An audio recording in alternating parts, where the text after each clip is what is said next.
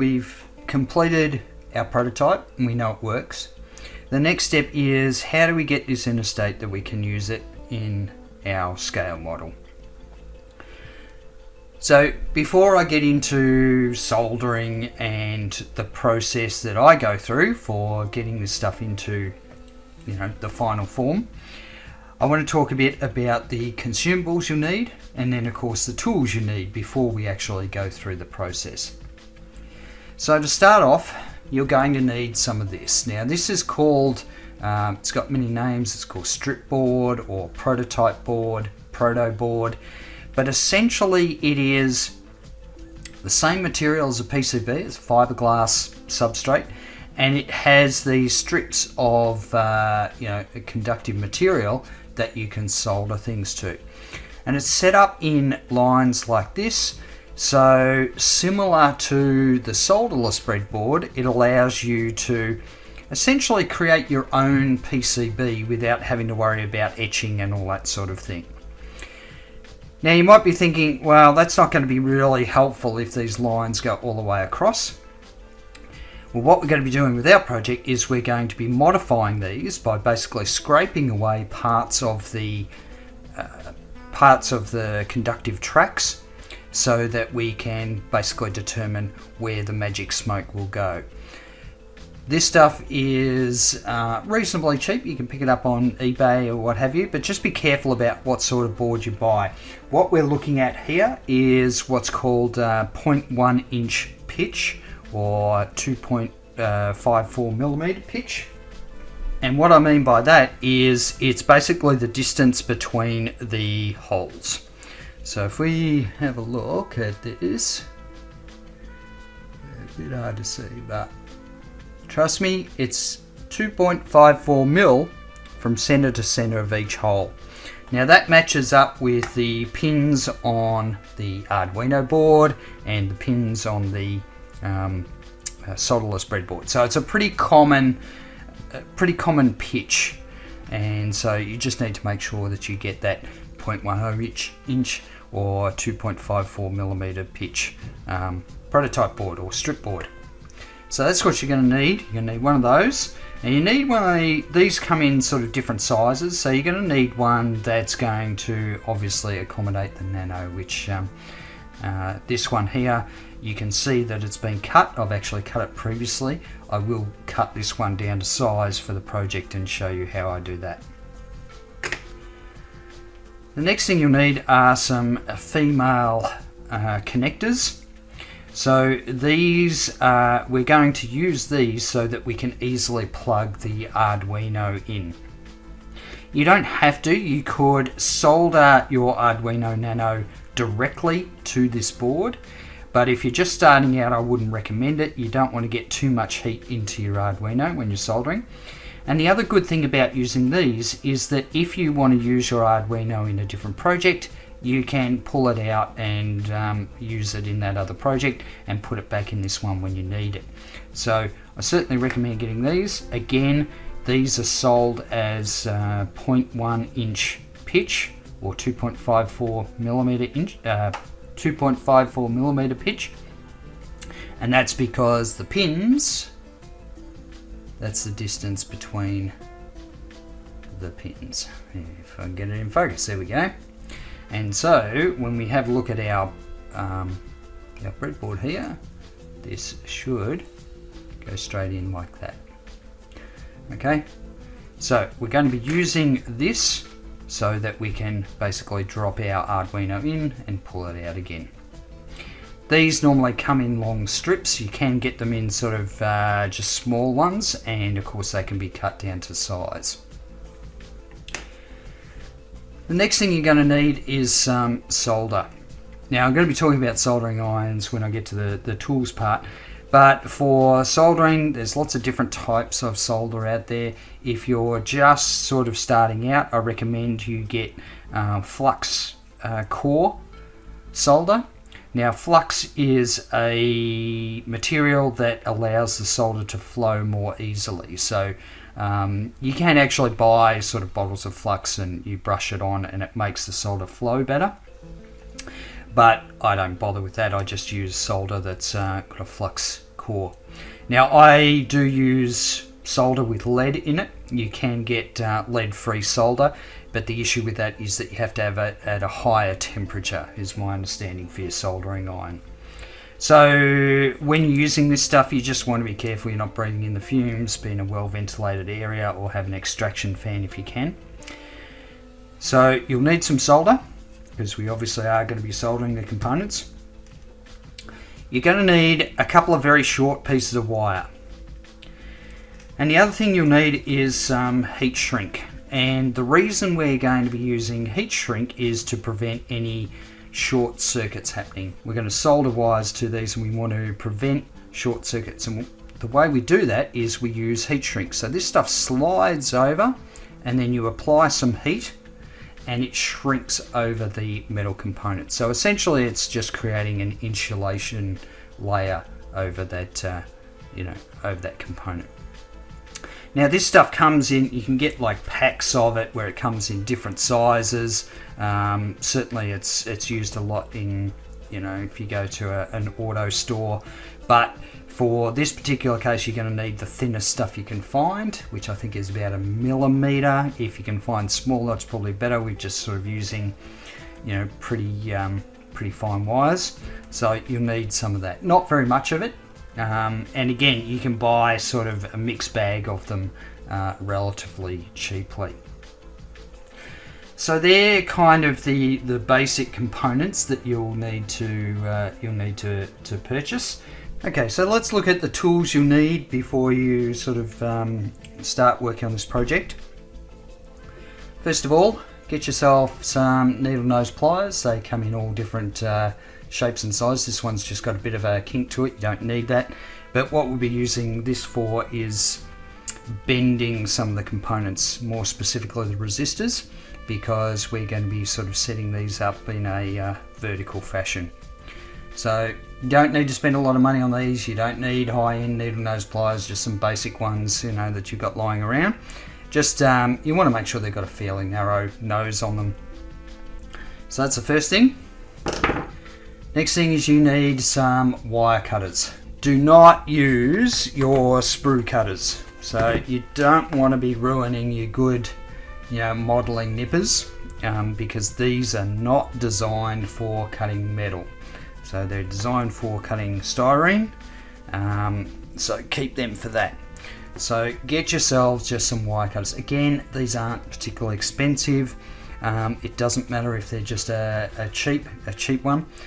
What we use them for is when you have a component that we've soldered down onto our board, you will have legs poking out the bottom. So once you've soldered it, you need to cut these legs off. So this is where you will use this particular tool.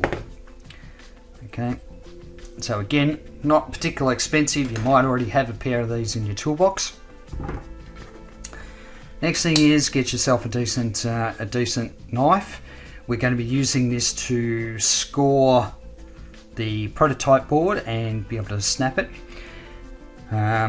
So make sure it's got a sharp blade in it. But if you're cutting this stuff, just be aware that it will ruin your blades very quickly. Fiberglass is notorious for blunting blades. So knife. Get yourself a pack of cheap jeweler's files. So normally they come in sort of packs of 10 or something like that. They only need to be cheap ones, because what we're going to be using it for is basically scraping away the conductive tracks in certain places on the prototype board. So it's a good idea if you get a few that have got sort of a bit of a sharp edge to them. It's good to just scratch away that conductive material. Now, this particular tool is not necessary for this project, but it is helpful. So this is a multimeter, and multimeters, you can spend any amount of money on them. They come from, you can pick them up for $5, all the way up to sort of several $100s. So they do vary quite a bit. Now this one isn't a particularly expensive one, but it's not a super cheap one. It doesn't matter. The only thing that we're going to be using this for this particular project is basically checking to see whether we've made sufficient gaps between the conductive strips on the board once we've sort of used our file to scrape bits away. So if you're going to buy yourself a multimeter, I recommend you buy yourself not the cheapest one out there unless you're only going to use it for this project. Multimeter is, you know, sort of one of the necessary tools if you're into electronics. It's as necessary as a soldering iron, so if you're looking at sort of getting into electronics, certainly recommend you you get yourself a multimeter. What we'll be looking at today is the continuity function. So all a continuity function does is basically check to see whether current can flow from one particular spot to the other. So if I select this end of the track and then this end of the track, you can see that we just got a signal there. The other thing that you can do is you can set it so that it's set to a speaker indication, so it'll make a sound if there's continuity from one end to the other. So if I hit this track, you can hear that. Now, of course, if I go to a different track, I'm not going to get any continuity at all because there's gaps in between those tracks. So all we're going to be using this for this particular project is just to check whether we've made, you know, big enough bridges between those tracks. Now, if you're interested, there are a lot of YouTube videos out there about using multimeters, and they've got lots of different functions on them that you can use. So I'd certainly recommend you do your research before buying one. Next thing is a pair of wire strippers. Again, this is not a particularly expensive tool, but just to quickly show you how it works, it will have this one's sort of does multiple things. It does crimping as well, but if you just want to take your wire and just cut it, you use the end just to snip it off. Again, this is designed to cut wire. Don't use your plastic nippers for cutting wire. It's the quickest way to kill them. But the other thing these have are a way to strip the insulation off the wire. So if I put it in the end here, and you basically, I'll just show that. So I've got it in there, it's poking out the back there, and then you just hold and you pull the wire, and you can see that it's stripped the insulation off, and you just got the bare wire there. So these, again, these things are pretty cheap. This isn't a particularly, particularly expensive one. I've had it for years and years. They work perfectly fine. You can spend a lot of money on wire strippers, and that's what I did. So you obviously don't need something like this, but if you're doing a lot of wire stripping, like I've done in the past, you can get some pretty gnarly looking wire strippers. So this one, actually I should, so this one's got a wire cutter in the bottom, but this one, you basically just feed the wire in the end, and you just put it like that, nice and easy. There's no strain. You don't have to pull up the wire or anything like that. So, I'd certainly recommend, what's this one? This is a Wade Miller strip axe, and it is fantastic, this tool. But for this particular project, this is all you need. Alright, and last but certainly not least is a soldering iron. Now, soldering irons, again, like multimeters, you can spend any amount of money on them. You can spend some serious money on soldering irons. Now, if all you're doing are sort of a few simple electronics projects here and there, you do not need to spend a lot of money on a soldering iron. However, I recommend you probably stay away from the really cheap ones. They just have real problems sort of getting enough heat into them and having a consistent amount of heat. The other thing to look at is the tip that you get with a soldering iron. So a lot of soldering irons are sold with pointy tips, which are actually kind of useless for the stuff that we're doing. So you want to get a chisel tip so you can see that flat edge there, and you want it sort of reasonably small. I mean, you can see with the size of my fingers there, that's a small chisel. But what this allows us to do is get the iron right up to the component to get all the heat in there ready for the solder to go onto it. So whatever soldering iron you get, just make sure you look at getting a tip with a wedge on it. So the one that I've got is a reasonable brand. It's a Heiko brand. I've not had any problems with this. This is also a variable temperature one. You don't need a variable temperature one for what we're doing with this particular project. So again, if you just buy sort of a hobbyist soldering iron, that will be perfectly fine. And that's it as far as the tools that you'll need. So we've looked at the materials, the consumables, and the tools.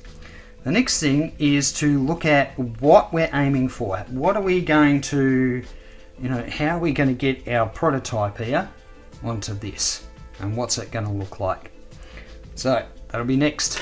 In order to determine how we're going to solder all this together, one of the tools I like to use is Fritzing. So Fritzing, available at fritzing.org, is a fantastic application for planning out your prototypes that you want to solder together. So from the site fritzing.org, you can go to download, and the software is incredibly cheap. Look, you're looking at €8, and for what it is quite an amazing bit of software. So I'm going to show you what I put together in it, and it's this. So we can see our Arduino Nano here. We can see that I've got something happening for digital pin 6 and digital pin 11. So this is where we have our LED, these are our LED pins. We also have the potentiometer up here. Now this potentiometer looks a bit different to the one I'll be using, but it works the same way. So it's just a couple of things. I've been sort of working on this and trying to work out how to condense it down to the into a small form factor. And this is what I've come up with. It's not as efficient as it could be, but I think for the purpose of this exercise, it's fine. So the prototype board we'll be using, I'm just going to move the Arduino out of the way. The prototype board we'll be using has these conductive strips, and what we'll need to do is cut out or grind out trenches, if you like, in certain areas so that we don't get continuity between pins that we don't want them, sort of wired up together. So for example, all the pins on the top side of the Arduino, we don't want them interfering with the pins on the bottom. So we put this trench in here. There's also going to be a couple of small trenches we're going to put in place for where the potentiometer sits. And we're also going to have to run some wires across from the ground and the 5 volts through to the potentiometer so that we can get that current flowing through, and then we can take a reading from that middle pin, which is going to line up with the analog pin 2. Okay, so we see that here. Now looking at the bottom side of the circuit, we have these resistors here. Now instead of mounting them flat, they're actually mounted vertically. And so we'll need to put a gap in here, and this is actually future Ben here. When I go through the actual putting this board together, this is one bit that I forgot to do, so keep an eye out for this. We need a gap here so that the current flows from digital pin 6 through the resistor to the connector, which we will connect our LED to.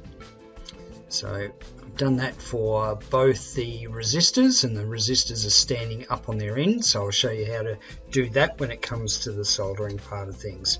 So I've put this together in mind of, first of all, we want to potentially use our Arduino Nano for other projects, so the Nano is going to be detachable from this board, and also we're going to make it so that it's easier to plug the LEDs in instead of wiring them directly to the board. So we're going to be using some connectors, which I'll be showing you when we're putting it together. And finally, just with the ground pin here for the LEDs, given that it's two blinking red LEDs, and I envisage it would be used for some sort of emergency vehicle, we'd have them close together. So what I'm going to do is I'm actually going to join the negative pins on the two LEDs and have them come into one wire for the ground here. So that's to give you an idea of what we're aiming for. And the next part, of course, will be getting the board ready, the prototype board. So doing these trenches in here and just grinding them out with a file. So that's next. Before we get into any soldering, we need to cut down our strip board, prototype board. And basically what we need to do is, in this case, we need to make sure that first of all we've got the conductive strips going in the right orientation. So in this case I've got them going horizontally. I've got my Arduino Nano ready to sort of slot in here, and I know that if I place it in, now this is a board that I've already had cut down and it's already to the right width here. So it's actually 15 columns, if you like. If you're looking at it this way, it's 15 columns across. But I just wanted to make sure I got all of the pins from the Arduino in there. And what I'm going to be doing is leaving 3 holes available on each side. So by leaving the Arduino in there as my reference, I can take my jeweler's file here, and I'm going to mark in the middle of where I want to cut. So I'm just scratching it away. So I'm going in here with a knife, but I just want to indicate it. So let's see if I can. So you can see that I've left 1, 2, 3 holes, and then I've scratched this section here. This is where I want to cut it. So basically I want to have 3 holes on each side of the board, and I want it, to basically have the whole length of the board. So once you know where you're going to cut it, you can then get a ruler, preferably a metal ruler, and you want to score it. Bring this up to the camera. You want to score it in the middle of those holes. It's just going to make it a lot easier to cut. So I'm going to grab my knife. Make sure I've got the right bit. Okay, so adjust scoring. Don't have to press down particularly hard, let the knife do all the work. Score it as many times as you want. Now you've got a couple of alternatives here. You can keep going until the cows come home by just doing this until you get through the board. Or if you have a vise, once you've scored it, you can actually put it in the vise and then snap it. So I've got just a small vise here just to sort of illustrate what I mean. But what you want to do is put it in the vise and just line it up with that score mark that you've made.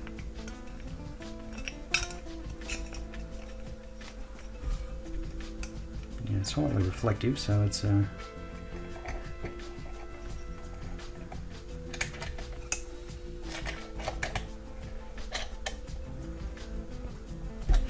okay. So this is just on my hobby, but it's probably a bit hard to see, but that score line is right on that edge there. And then what you do, make sure you've got your safety goggles on. This fiberglass stuff will send off very small splinters, so make sure you are using, you're wearing safety glasses, please.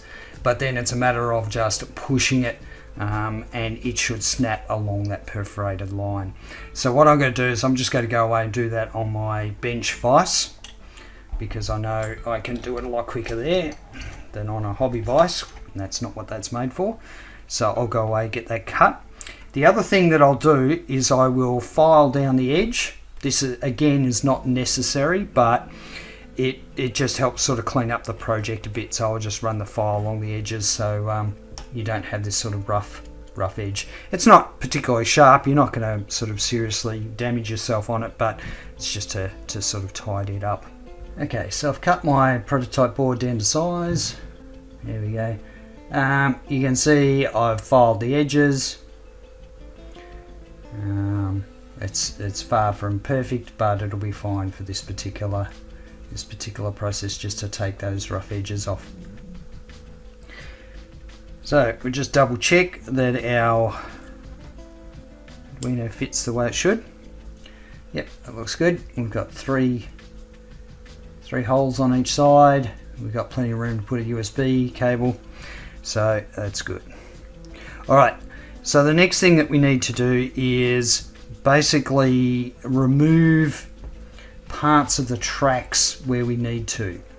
So we need to basically file out a channel down the middle, and so that means that anything that's happening on, say, digital pin 6, for example, is not affecting the pin on the other side. So essentially we're going to create a gully through the middle, similar to what we had on our solderless breadboard.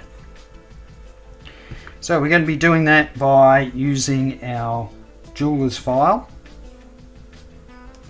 You can also just do it with a knife, but what we're looking at is somewhere in the middle. We are just going to file away. Alright. Now I think I've cut through all of those. Maybe a little bit more at the end here, just to be sure. And this is where our multimeter comes in. So what we want to do is we want to check to make sure that the magic smoke can't travel from one side to the other for each of these tracks. It's just going to save us a lot of headaches if we know that from the outset.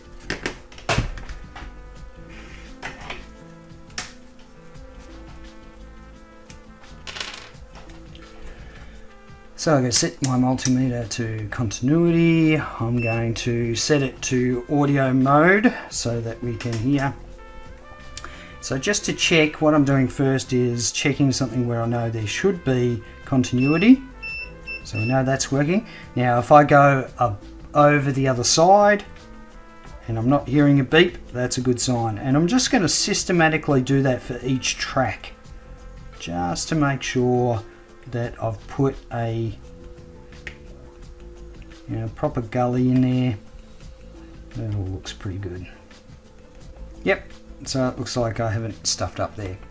I mean, obviously, visually you can actually see that track is pretty deep.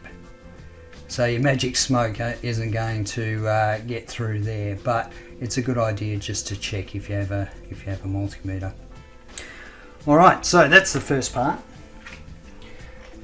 The next bit is to cut away two very small tracks 4. If I put the Arduino in place, because it's going to make it easier. Okay, so if you remember, our middle pin for the potentiometer is under analog pin 2. Now the potentiometer has 3 legs. Let me bring it up and show you. So there's 3 legs. We're going to be plugging into. Alright, so with our potentiometer plugged in, we can see that A2, our analog pin 2, will be going to the middle pin. But we don't want the left and right pins of the potentiometer to go to analog pin A1 and A3. What we want them to do is we're going to be bridging a wire across from the ground and the 5-volt pins. So we need to cut gullies in those columns for A1 and A3 just to make sure that the potentiometer isn't going to mess with those pins in any way. One thing that when you're doing this sort of thing, you actually need to be careful, because one thing that I've just nearly got caught out on, we're actually going to be doing this from the other side. So it's actually going to, the finished product is going to look like that. All the components are going to be on the top, the through hole, but we're actually going to solder them on this side here. So what I need to do is make sure that I've got the potentiometer in the right place. Let's see. So that's where the potentiometer is going to sit, with that metal pin lining up with A2 and log pin 2. And if we have a look on the other side, we can just make out those pins sticking out there. So what I need to do is scratch away about here. Okay, scratch that away so this pin doesn't interfere with this pin of the Arduino, and the same on this side here. We do need to leave a hole because we're going to have wires coming in there. So what I'll probably do is just scratch them out at this this juncture. So I'll do that.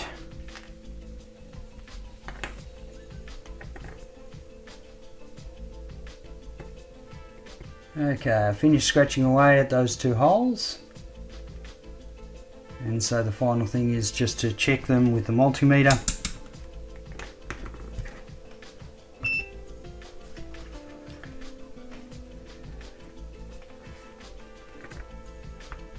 Check this first one. That's good. Yep, on the other side of the gap there's nothing. Check the other one. Yep, that's all good. So it doesn't look particularly tidy, but it's functional. That's the main thing. The other thing that you can do is I just got the needle file and widened the hole. That took out some of it. So if you've got like a pedestal drill or a cordless drill, you can probably do that as well. Just drill it out. That's probably the easiest thing to do. The next thing is to cut this down to size. So we need to make sure we've got the right number. So I'm just going to put the Arduino in there and I'm going to mark it where I'm going to cut it. Now this stuff's a little bit trickier to cut, but I'll just get my knife in there and slowly work my way through it. Just wiggling the knife. Get it to a point where we're almost through, and then just snap it. Now you will lose one pin. You want to sort of get it. Let's see if I can show that. Yeah, so you will lose one pin in the cut, but that's fine. That's collateral damage, and then you can just trim off or file off this last bit here. So I'm just going to trim it off with a knife.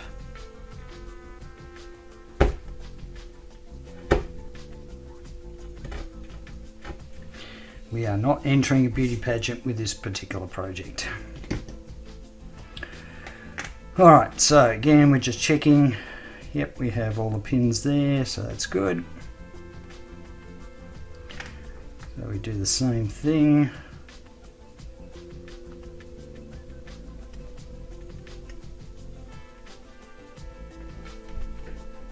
Okay, so now we can start soldering some components in. So what I'm doing here is I'm putting the connectors onto the Arduino because we want to make sure that when they're soldered onto the board that they're lined up properly for the Arduino to just sort of slot in there.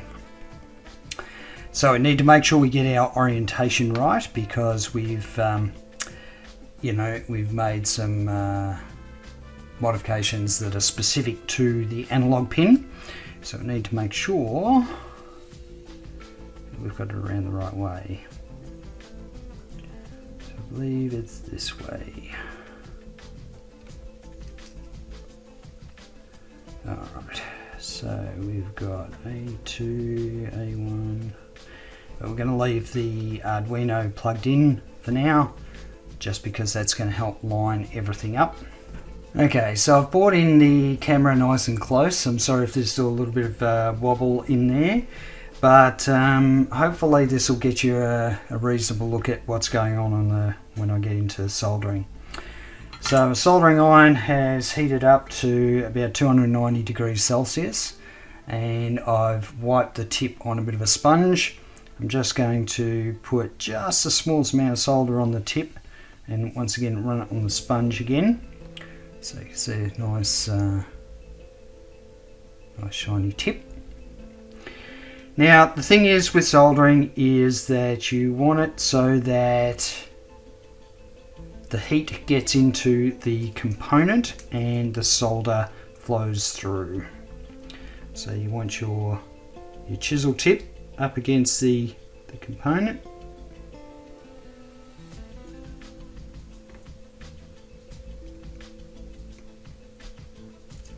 and get that solder flowing. Alright, so I'm no expert in soldering, but one thing that you want to keep an eye out for is if it's bridged across. So I'll probably I'll have to check that with a multimeter just to see if I've bridged across. But it should be shiny. You don't want it to be dull grey. If it's dull grey, it's not a particularly good solder. And I'm just going to tack this in, because what I want to do is just make sure that I've got everything lined up properly. So I'm just going to tack each end.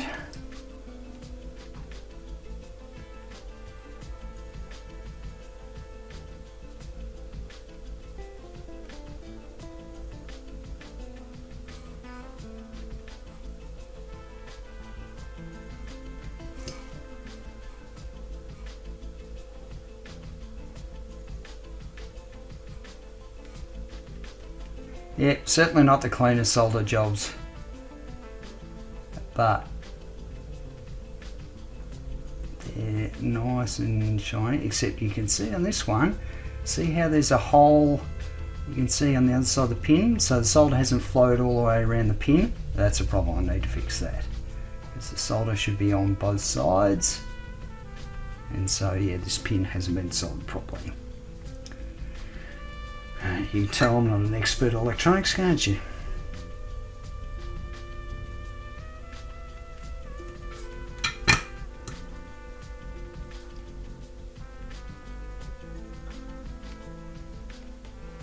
Yeah, that's better. Alright. So, what I want to do now is I'm going to unplug the Arduino. You've just got to be gentle, making sure that you're pulling it out evenly. But see, this means that once this once this board's complete, we can take our Arduino out and use it for a different project if we need to. So that's all we need to just get started. The one thing that I want to check at this stage is get my multimeter out. I just want to check that I haven't sort of bridged across from one track to another. I don't think I have, but it's always a good idea to check. The more things you check as you go, the better. So just checking.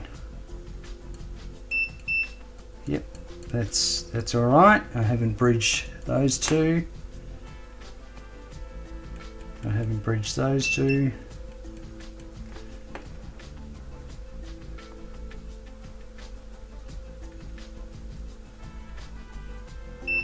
And I haven't bridged those two. Yep, so it's all looking good. Okay. I didn't think I had, but the more of these things you check as you go, the less likely you are to have issues down the track. So the next step for me is to just go through and solder all of these pins in, and then we can start looking at the other components, soldering those in. Okay, so I've soldered both the connectors in, and I've also tested to make sure there's no bridging in the solder. It all looks pretty good. I mean, I'm no expert in soldering, so I just know that it should be nice and clean looking, and you need to make sure that the solder has surrounded the pin and that there's no sort of gaps. So the next step is to look at the components, the other components that we need to solder in. So what I'm going to do is put the Arduino in so we can look at the pins for reference. And one thing I've noticed is that because we've got a particular part where we've sort of filed away the tracks for the potentiometer, we need to be very careful of the orientation of the Arduino that we're putting in. So we just need to remember that the USB port always goes on this end. So we're going to look at first the resistors. So the resistors at the moment, it's a good idea just to flatten them out as best you can, just to start with. And instead of mounting these sort of flat to the board, we're actually going to mount them vertically, up like that. So this is where our needle nose pliers come in. So what I'm going to do is just pinch them here and bend the arm down. Alright, so what you end up with is a nice little U shape and the resistor pointing down. So we need to position this for digital pin 11 and digital pin, we need to do one for digital pin 6. So I'm going to start with 11. So it's that one. Okay, so we've got that sort of lined up for digital pin 11, and that final hole there will be used for a connector. So what I've done is I've just cut off a single one from the strip, and that will go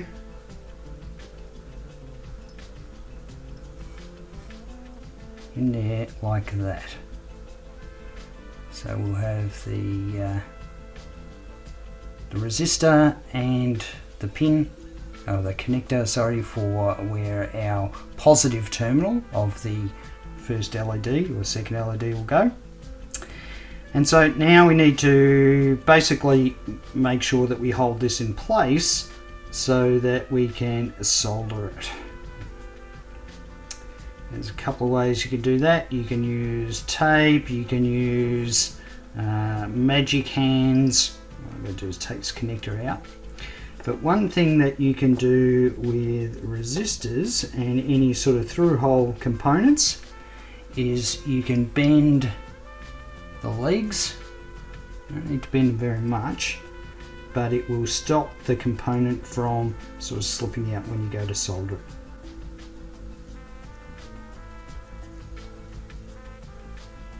Yep, mess it up again, too far.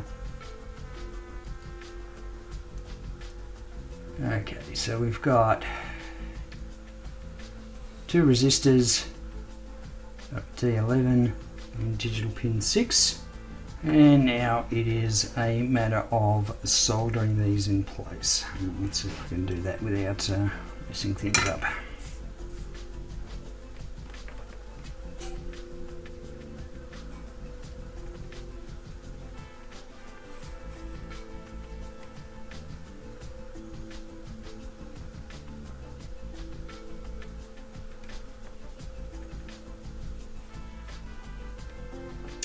Now I just realised I've made a massive mistake.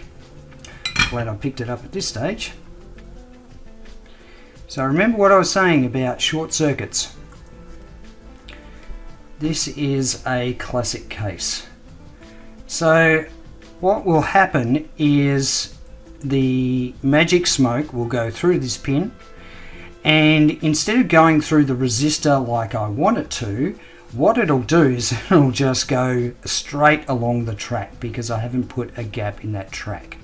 So that's a really poor mistake on my behalf, and you know, I made the special gaps for the potentiometer, but I haven't done it for the resistors because we want the magic smoke to flow through the resistor, so we're reducing that that voltage.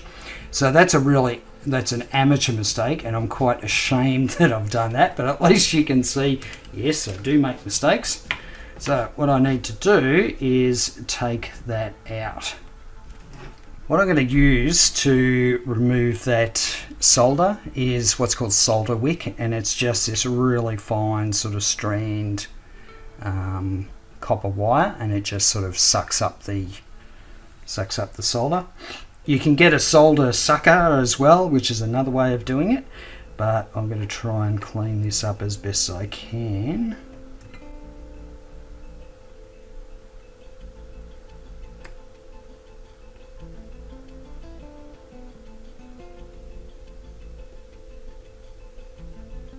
Okay, so I've desoldered it, and of course made a bit of a mess there. But yes, I need to basically scrape away at specific points. Okay, disaster averted. So you can see the track that I've cleared there, and also for the pin 6. So I cannot believe I did that. Completely amateur hour, but it was good to pick it up there as opposed to go through, do the whole thing, and then find out, you know, we're in strife. Sort of looks like that resistor's not in digital pin 6, but it actually is. So let's get these soldered in place. Alright, 290 degrees C.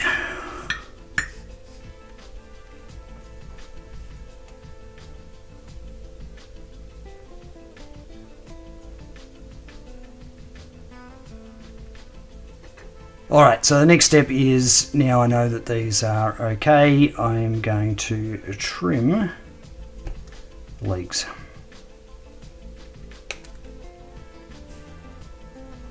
You just want to trim them. You don't need to cut into the solder, obviously, just past where the component sort of emerges from the solder. And then that just, you know, tidies things up. Alright, so now looking a little bit wonky on the top, but we can sort of bend them into shape. Tidy them up a little bit. Alright, so the next thing is to get these little connectors. Get these little connectors in place. So these are going to be a little bit trickier, I think, because we can't really bend the connectors on those. So I just hope they sort of stay in place until I get some solder on them. So I'm just trying to get the connector as square as possible. It's not really that important for this particular component, but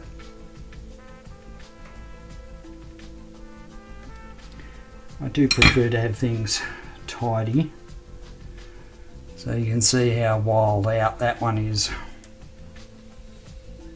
So just gently bring that back.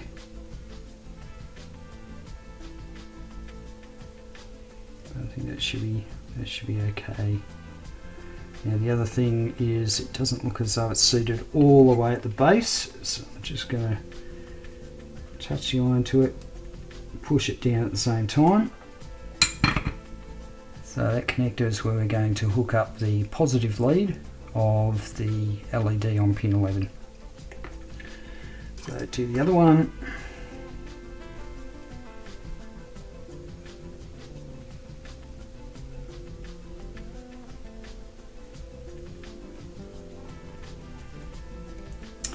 And of course the thing just popped out when as the solder flowed. So again, I'm just going to put a little bit of pressure on it with my finger. The soldering iron up. Just.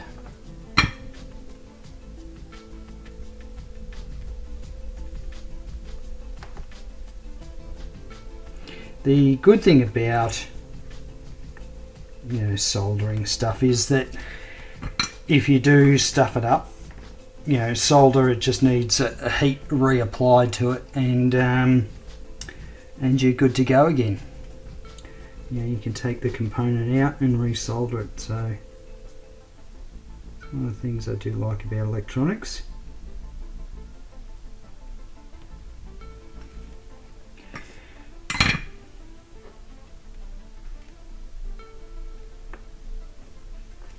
Okay, so I'm just going to reposition this once I get some heat into it.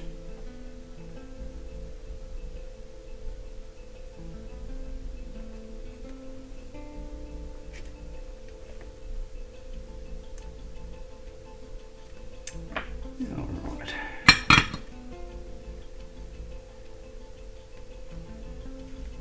So again, just double checking the pins because I've already made a mistake. I don't want to make another one. Yes, that lines up with the ground, so that's good. Alright, next thing is we need to get some wire, and for our potentiometer we need to set up a wire that goes from the 5 volts into one pin of the potentiometer. So I need to work out the length first. So we need to go from 5 volts to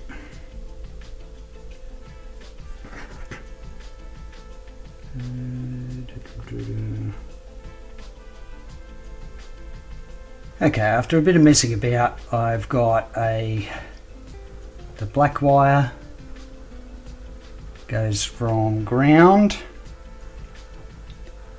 to the track that's the equivalent of A1, and then I have the 5 volt wire, the red one, going from the 5V pin to the equivalent of the A3 track.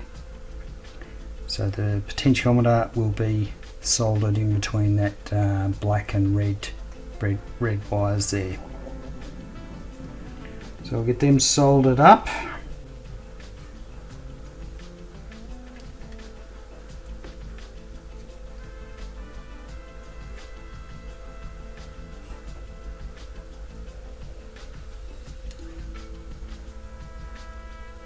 I'm just a bit worried about these two here.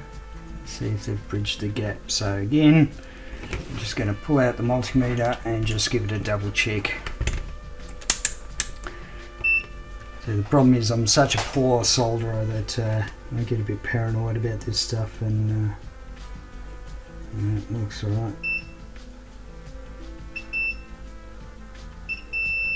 So just checking that the wires connect to, yep. Alright.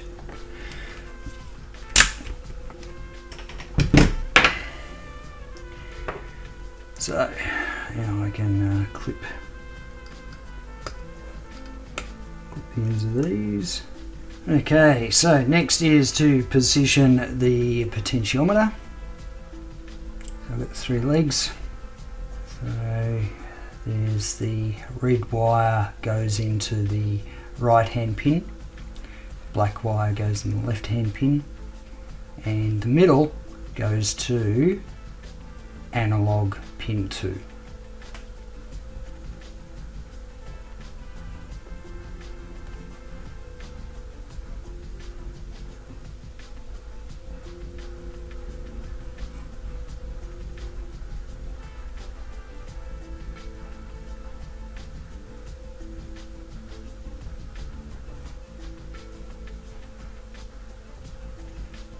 If you compare the size of that to what we had on the, on the solderless prototype board, it's a substantial reduction of size. And this is something that you could probably, put into a base, hide in a part of your diorama, for example, or it might actually be able to fit within the model itself. So, obviously you can get it smaller than this. If you didn't have these connectors, if you just soldered everything directly to the board, it would be even smaller again. Alright, so on to wiring up the LEDs. Before we wire up these LEDs, I want to talk a little bit about the wire that I use on my modelling projects. So generally when you're doing LED lighting for a scale model kit, thinner gauge wire is always better, because you can basically get away with getting it in tighter spaces, it is somewhat easier to set up in your model. You know, if the wire's thinner, you don't have to worry about digging deeper trenches and that sort of thing. So what I tend to use is around 30 to 32 AWG, which is the American wire gauge. So that's quite thin. And to give you an idea how thin that is, this is, I believe it's 30 AWG, but you can see how thin that is. That's super thin. Now, American wire gauge, so yeah, this is, I believe, 30 or 32. In metric, that's 0.2 millimeters. Okay, so that's the gauge wire I use. And it comes in lots of different flavors. So this stuff here is called, quite often called magnet wire. And it's copper wire, but it's been enameled. So the green coating on it that you can see is the enamel, and you can literally just burn off the end enamel just with your soldering iron, and then you can solder it. So this enamel on the outside, it is an insulator, which means that you don't have any problems with, you know, creating shorts and that sort of thing. I find this stuff is brilliant. You know, you can also use it when you're scratch building stuff because it's so thin. It's good for you know, particular scales. So I've used this stuff quite a bit. This stuff's a little bit rigid, like it will hold its shape if you bend it. So that's something to sort of consider too. The one sort of problem with this stuff is when it comes to heat shrink. Because it is so fine, I tend to find the heat shrink doesn't really sort of stick to it particularly well. So yeah, if someone's got a solution for that out there for me, please let me know. Yeah, I haven't sort of heard of any heat shrink that's thinner than about 1 millimeter. So that's magnet wire. The other thing you can get is silicon insulated wire. So this is the same gauge, but physically it's a bit thicker because it's covered in an insulated silicon cover. Now the advantage of the silicon stuff is it's incredibly flexible. So it's just, it's actually quite nice to sort of handle, but it'll still sort of hold its shape. You can still bend it and that sort of thing, but yeah, it's just a bit heavier insulated. So the magnet wire is really quite cheap.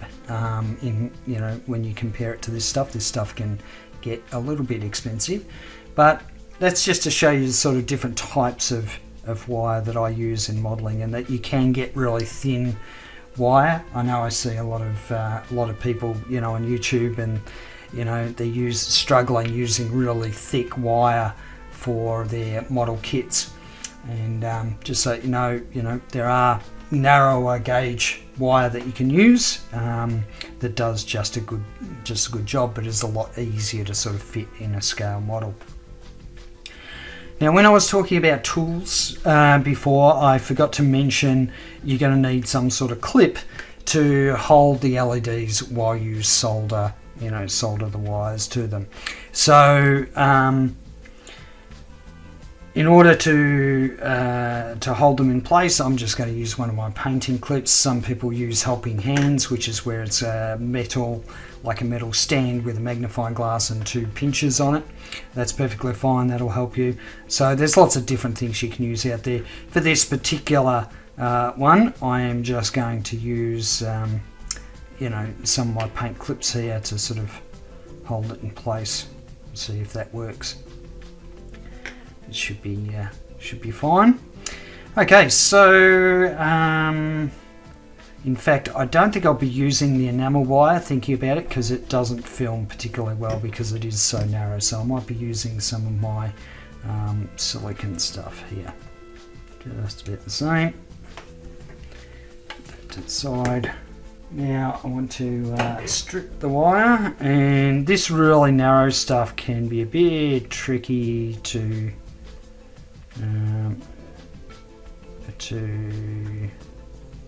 get rid of the sheath on it. So you can see my wire stripper here, it just slides all the way through. It won't hold it at all. So what you can do for this stuff is actually just use your fingernails, and so you can literally just take take the end off. You can see that. Now this is multi-strand wire as well, so it's just a good idea to give it a bit of a twist, just to sort of hold all those strands together. And then what we'll be doing is we'll be doing a process called tinning, where we actually just put some solder over the end of that.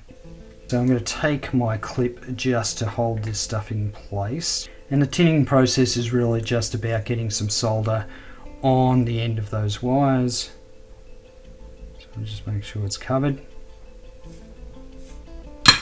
And it means that when we put some solder on the LEDs as well, the solder should melt together. So the next thing is to get some solder on the LEDs.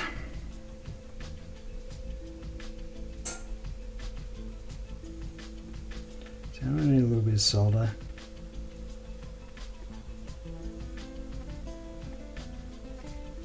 If we think about these LEDs being put into an emergency vehicle, like a police car or something like that, what we need to do is think about how they're going to be positioned. So I would assume that these ones are going to be positioned pretty close together. Now what I'm going to do is I'm going to join up both of the negatives, because the negative terminals are all going to go to the one ground socket here. So I'm just going to set this up so that first of all I know which one's the negative. So what I'm doing here is just sort of putting them into into a state that I know I can sort of join them together. Now, you need to be aware that we're going to be putting heat shrink on both of the positive ones, so we're going to reduce that risk of a short circuit. So I'm going to leave these parts of the negative, they'll probably be exposed, but of course you can always use heat shrink if you feel a need to for that particular part. Okay, time for some helping hands. Yeah, I'm just going to zoom out a little bit just so you can sort of see this thing. Okay, this is like an octopus of arms, and it's really handy for holding pieces ready for soldering. Alright, so you can see what I've done there, just set up with the clips, and they're intertwined, they're holding hands, and I'm going to get some solder in there, hopefully.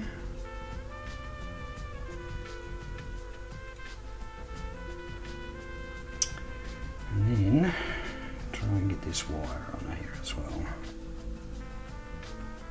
So it looks a bit strange, but it's basically the two negative terminals joined up. Got a little bit of insulation burnt there, which is that yellowing. But yeah, that's the negative terminals sort of joined up. When I get around to doing the heat shrink, I'll just put a little bit just at the end there. Solder on here and hold this wire with my hand. There we go. We could have that set up in some sort of, like a police car rig or something like that. I mean, most certainly modern day police lights are a lot more complex than that. They have LED chasers and all sorts of things going on. Alright, so now we need to get some heat shrink and on these. So what we do is sort of measure out how much heat shrink we'll need. So I'm going to make this fairly healthy length, and we slide it over the correct wire. And so you can see that, we just slide it all the way to the end, and then we apply some heat, and that will shrink around the wire, and then it'll be a good form of insulation. Alright, so what I'm going to use, this is just like a barbecue lighter. I'm going to use one of my helping hands again, just to hold this in place. Bring it up a little bit I'm just going to apply a little bit of flame from underneath, but it's not close. But you can see how it melts.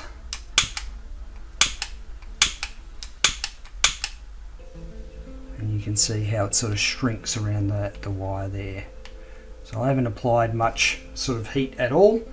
So that's our initial wiring done. So if you can sort of imagine that at the top of a police car or other emergency vehicle. The next thing is to basically set it up so that we can easily put these into the sockets here. So depending on the thickness of the wire, so I'm just going to check my 32. Yeah, see, the 32 gauge wire is just going to fall out of that. So we need something on here to give it some rigidity so that it can actually stay in there. You can basically use single core wire like what you would use for your jumpers, and you might just, you know, join this up to this particular bit of wire so that you can actually just plug it straight in, because we know that will hold. So I think that's probably what I'll do. And I'm gonna trim it off about there, I think. Bring in a helping hand again.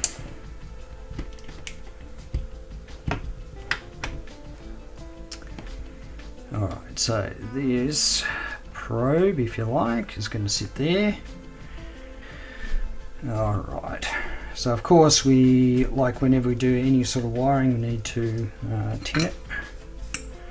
So just putting a bit of solder on there.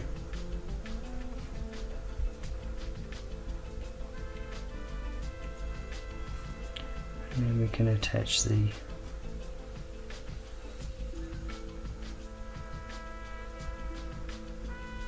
Now we will be putting a little bit of heat shrink on this just to sort of help protect it a little bit.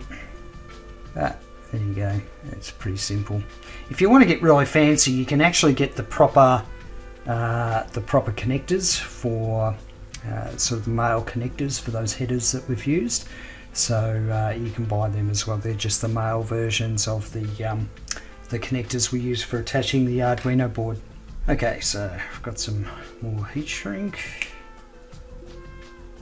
What I'm going to do here is just, when you think about plugging these in, especially in a model, once you've routed through, you might not necessarily know what's what as far as which is negative, which is positive. So what I'm going to do is I'm going to use some red heat shrink, and for the ground I'm going to use a bit of green.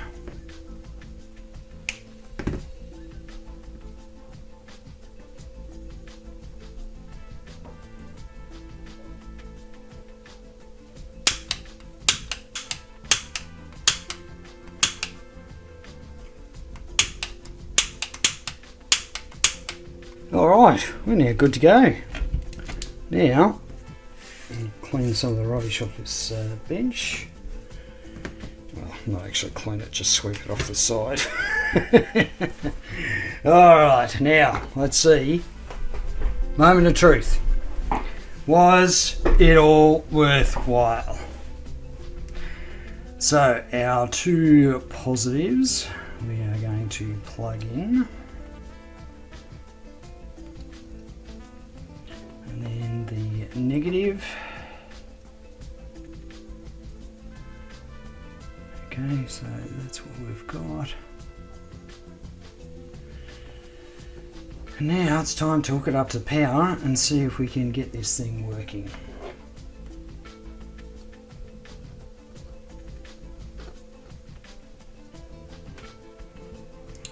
And there we have it. It's always a sigh of relief when that occurs. So now we can go into our little potentiometer. Speed it up. or slow it down.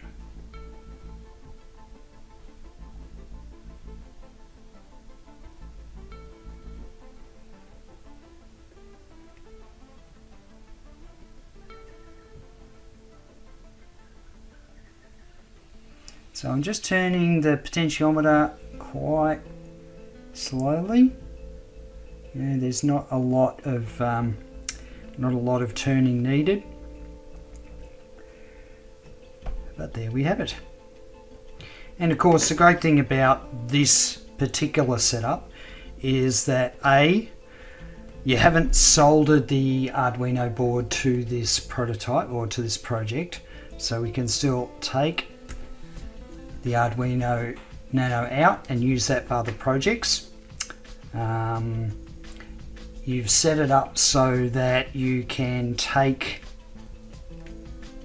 easily connect the lights up to it, by using our sort of little plug and socket system we've set up.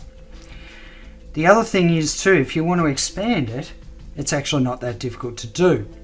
Obviously you would have, more of your digital pins, you would have a resistor and another socket. You would have to adjust your code, of course, but it just makes it a bit easier if you ever wanted to expand it. And so that concludes this project. I hope you've got something out of it. I do plan to continue looking at other things that you can do with the Arduino and LEDs and electronic components. So let me know what you think in the comments, whether you actually got something out of it. And go out there, experiment, have fun, don't be afraid to make mistakes. I mean, you saw I make mistakes, everyone does. Making mistakes helps you learn, so mistakes are a really positive thing. They shouldn't be seen as a negative thing. But there we go. Thanks for watching, and I will see you in the next series. See you later.